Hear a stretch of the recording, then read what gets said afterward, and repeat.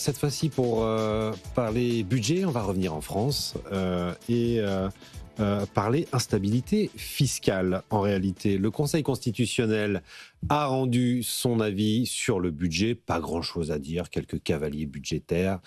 Mais il y avait une décision qui était très attendue des sages de la rue Montpensier. C'était sur toutes les mesures de suroptimisation fiscale.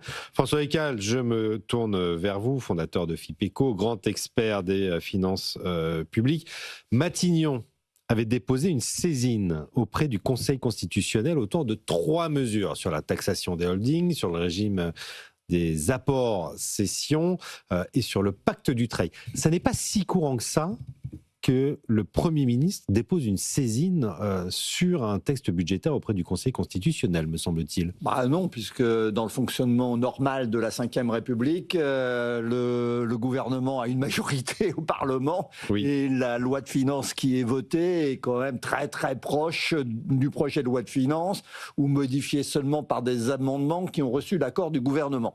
Donc il n'y a pas tellement de raison pour que le gouvernement, je dirais, trouve un motif d'inconstitutionnalité dans une loi de finances. Bon, là, on est dans un cas un peu particulier, mais ceci dit, le gouvernement a posé cette question au Conseil constitutionnel, mais sans dire pourquoi ces dispositifs seraient inconstitutionnels. Alors, il faut expliquer effectivement dans la procédure, c'est-à-dire que quand on fait une saisine du Conseil constitutionnel, il faut aussi poser des griefs. Quand les parlementaires ou qui que ce soit fait une saisie du Conseil, ils disent voilà pourquoi je pense que c'est pas constitutionnel. Alors là, Matignon l'a pas fait. Donc le Conseil constitutionnel s'est contenté de vérifier que ces dispositifs, enfin faire une vérification de forme, c'est-à-dire vérifier que ça avait été voté conformément aux règles constitutionnelles. Que l'adoption, voilà, c'est uniquement sur la procédure d'adoption. Et puis il a même remarqué que d'ailleurs que au cours des débats, personne n'avait dit que ça pourrait être inconstitutionnel en avançant des griefs. Il dit bon, ben voilà, dans ces conditions-là, j'ai pas de raison de m'y opposer. Après, si dans le futur, à travers la procédure des questions prioritaires de constitutionnalité qu'on peut poser devant les juridictions au bout après un certain nombre d'appels, un peu plus tard, si la question est reposée, je l'examinerai sur le fond. Voilà, donc il n'y a pas de donc on est encore, je dirais, dans l'incertitude. Après, c'est pas le premier dispositif fiscal qui pourrait être il y a eu des précédents annulé par le Conseil constitutionnel sur la base de recours contentieux, de questions de constitutionnalité, etc. Bien sûr, il y a eu des... On se souvient de la taxe à 3%, notamment, qui avait coûté quelques milliards au budget d'État. 10 milliards.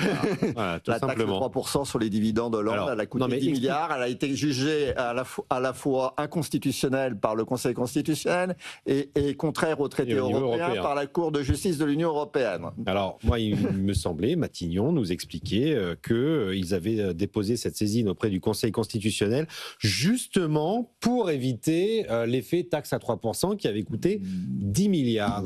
Quelle est votre lecture sur le fait que Matignon n'est pas envoyé? Je ne sais pas. Je sais pas pourquoi ils ont fait ça. Sans dire pourquoi, voilà, sans donner de grief particulier. Non, mais ce qu'on peut peut-être dire, c'est que la fiscalité, c'est quand même un sujet sérieux. Ça engage des décisions de long terme, que ce soit des particuliers, des investisseurs, des entreprises. Et il faut reconnaître que depuis que la dissolution, depuis qu'on est dans cette incertitude institutionnelle, budgétaire, enfin moi de mémoire de Bercy Watcher, je parle sous ton contrôle Raphaël, mais on en a fait on n'a jamais vu une période d'instabilité aussi grande et surtout de confusion. Oui. De confusion sur à quoi sert l'impôt. Qu'il y ait un problème de dette, qu'il faille un débat droite-gauche, savoir est-ce que c'est Pierre, Paul ou Jacques qui paye, c'est un sujet légitime dans une démocratie. Il y a eu le débat sur la taxe Zuckman, il a d'ailleurs été tranché puisqu'elle n'a pas été votée. Ça reviendra peut-être. Il y a eu un débat sur recréer un vrai ISF, c'est-à-dire que l'IFI, vous vous souvenez, il y a le MoDem à un moment donné qui a dit ça va pas du tout, l'IFI c'est trop concentré sur le sol immobilier, il faudrait faire un impôt plus global. Après, ils se sont complètement pris les pieds dans le tapis en inventant ce mot sur la fortune improductive, comme si une fortune était improductive, elle sert au moins à financer l'État, les fonctionnaires, on parlait d'assurance vie, des contrats en euros, donc on a vraiment eu une confusion. Moi j'ai jamais vu une confusion fiscale pareille, et je pense que je me mets à la place des gens qui doivent prendre des décisions économiques, que ce soit des gens qui devaient dire j'ai de l'épargne, où est-ce que je la mets, que ce soit des gens qui disent j'investis, est-ce que je dois aller dans tel ou tel fonds, je parle même pas de l'immobilier et du logement, etc.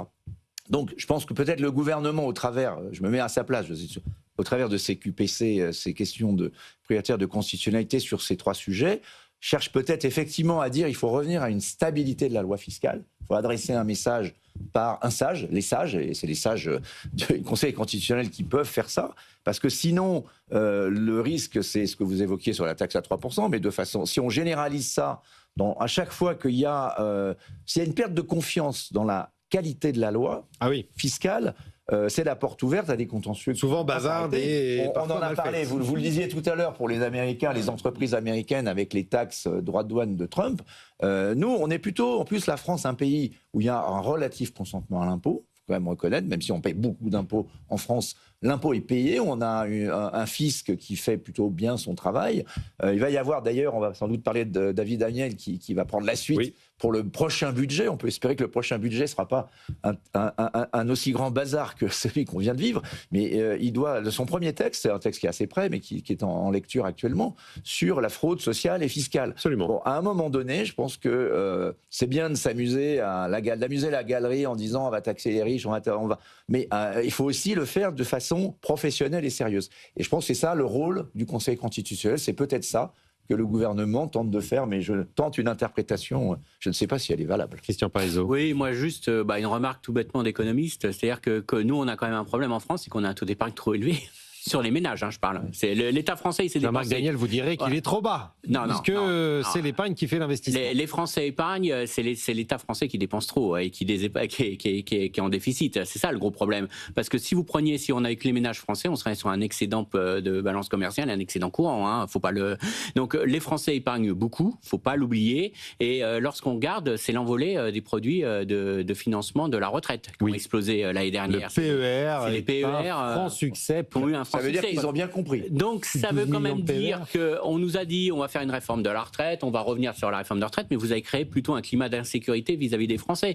Et les Français sont en train de se dire finalement on me promet de partir plus tôt ou pas pendant 2 ans, tout ça. Plus personne n'y comprend rien, plus personne n'a de visibilité. Qu'est-ce que ils sont favorables à un départ plus tôt, les Français. Mais bien sûr, mais attendez, mais on n'a pas dit aux Français attention, moi je veux bien, mais si tu pars 2 ans plus tôt, tu auras combien en moins sur ta retraite durant toute ta période de retraite? C'est ça, parce que les Français sont prêts à partir à 60 ans si derrière ils ont une belle retraite. Mais si on commence à leur dire vous partez à 60 ans mais vous aurez une retraite dans laquelle vous allez mal vivre votre retraite, et alors que si vous travaillez jusqu'à 65 ans vous aurez peut-être une meilleure retraite, là on verra la réponse des Français. Mais là si vous leur dites le beurre et l'argent du beurre, tu pars plus tôt et tu auras ta retraite, tout le monde est d'accord. Faut aussi poser les bonnes questions. Donc le gros problème c'est qu'on a masqué cet élément-là. On a fait croire aux Français que l'âge de la retraite c'était l'alpha et l'oméga. Mais il faut voir à quel niveau de retraite j'aurai, quel niveau de prestation que j'aurai face au déséquilibre démographique. Et ça, quel que soit le politique, il ne changera pas le niveau de démographie. L'équilibre démographique, il est là. Donc, ça, c'est le gros problème. Donc, on a vu que ça crée une incertitude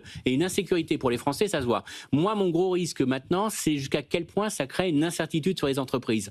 Et là, le gros problème que l'on a, c'est qu'on a un gouvernement qui donne aucune visibilité fiscale pour les entreprises. Alors, je ne vais pas me faire défenseur. On est à peu près sûr d'avoir une surtaxe d'impôt sur les sociétés l'année prochaine. On a plus de voilà un cap clair. On ne sait pas pour combien de temps, on ne sait pas de combien, on ne sait pas, voilà. Donc, il y a quand même cette incertitude-là qui est quand même assez forte. Le pire, c'était de dire on augmentera la fiscalité, enfin, on aura cette taxe sur les entreprises et sur les dividendes tant qu'on ne sera pas revenu à 3%. Alors là, je peux vous dire, on peut attendre longtemps et donc ça veut dire aux entreprises qu'on est sur une taxe pérenne. Donc là, c'est un vrai problème de communication. Alors, on a été, je dirais, relativement épargné parce qu'il y a eu pas mal d'investissements qui étaient un peu obligés avec l'intelligence artificielle, avec ce mouvement-là qui ont obligé les entreprises à investir. Et puis, lorsqu'on était sur une taxe temporaire, on sait que ça n'a pas beaucoup d'impact. Si je vous dis que je vous taxe une fois puis c'est fini après, quand vous faites un investissement sur 10 ans, ça ne change pas. C'est ce que disait l'INSEE au mois de décembre. La rentabilité de votre investissement. Donc ça, on peut comprendre que ça n'a pas d'impact. Mais là, maintenant, on rentre quand même dans du dur. On rentre quand même sur une vraie période fiscale, pour au moins 2 ans, au moins jusqu'aux prochaines présidentielles. Et on rentre quand même sur un État qui n'est pas du tout crédible sur ses promesses. Donc ça, c'est quand même un vrai problème sur les impôts de production, etc. C'est quand même un vrai problème. Donc moi, je pense que cette incertitude va commencer à se voir cette année et l'année prochaine. Alors, ça ne sera pas majeur, ça sera plus, à mon avis, une croissance perdue. Parce que des entreprises qui vont moins investir en France pour investir plus dans un autre pays, ça ne se voit pas. Ça ne se voit pas sur l'emploi. Mais c'est un vrai problème, c'est quelque chose à suivre. Donc, d'une part, c'est un coût pour les Français et ça va avoir un coût pour les entreprises françaises. Et c'est ça l'élément un peu. Mais ce qui est frustrant, enfin, peut-être frustrant, c'est que si ça faisait chuter le PIB immédiatement, on saurait que c'est négatif. Le problème, c'est quelque chose qui va se lisser dans le temps, qui va pas se voir. On va voir le taux de chômage qui va remonter tout doucement, où on va avoir une sous-performance de notre économie par rapport au reste de l'Europe. Et puis un jour, on va se réveiller. On va avoir une statistique européenne qui nous dit que le PIB par tête en France est inférieur à la moyenne européenne. Et tout le monde va hurler à ce moment-là. Mais c'est pas ça. C'est le vrai problème, c'est parce qu'on a un glissement qui se fait. C'est la grenouille dans la casserole. On en parle quasiment quotidiennement dans les experts. Fiscale, il y a quand même quelque chose qu'il faut dire à nos auditeurs qui s'en sont aperçus sans doute, mais c'est toutes les mesures qui ont été prises depuis ces dernières années, même avant les solutions, où on a essayé de faire changer la loi fiscale et de prélever de façon un peu erratique sur certaines... là où on pensait qu'il y avait de l'argent, elles se sont plantées.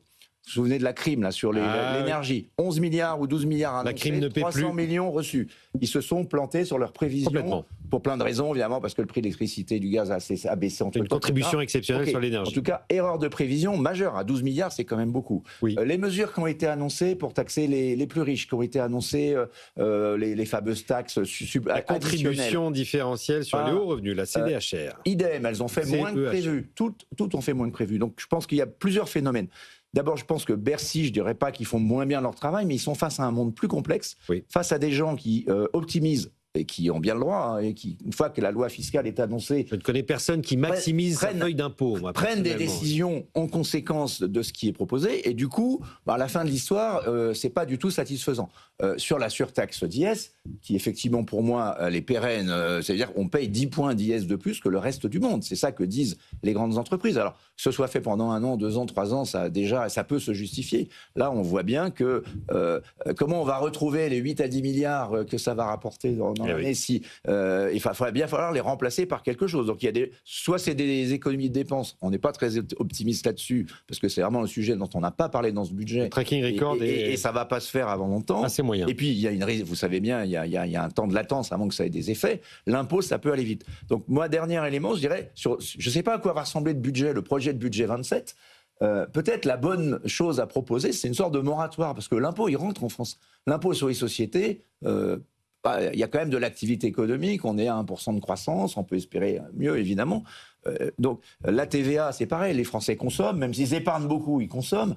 Il y a eu des surprises sur la TVA dernièrement. Je prends le pari, devant François Hickel, qui connaît bien mieux que moi les finances publiques, mais je prends le pari que si on faisait un moratoire, une année blanche fiscale, on touche à rien, mais peut-être que ça en aurait de bonnes surprises sur le plan du rendement de l'impôt. C'est peut-être ce qui va arriver. Peut-être que ça serait dans un moment, avec un budget 27 qui va être un budget de transition avant un éventuel changement politique ou de majorité, ça permettrait au moins d'avoir cet effet éducatif, de voir que l'impôt, au niveau auquel il est arrivé en France, c'est peut-être pas la peine de trop jouer avec, et notamment de jouer à faire peur aux uns ou aux autres. Vous y croyez ça, François Hickel ? C'est une bonne idée ? C'est une idée raisonnable. Je pense que si on voulait un moratoire sur la fiscalité, il faudrait que ça dure plus qu'1 an et qu'il soit crédible que ça dure plus qu'1 an. À cause de 2027. Je suis d'accord avec vous, il faudrait que ça dure 10 ans. Sinon, je crains qu'on ne voit pas grand-chose. On verra que pour 1 an.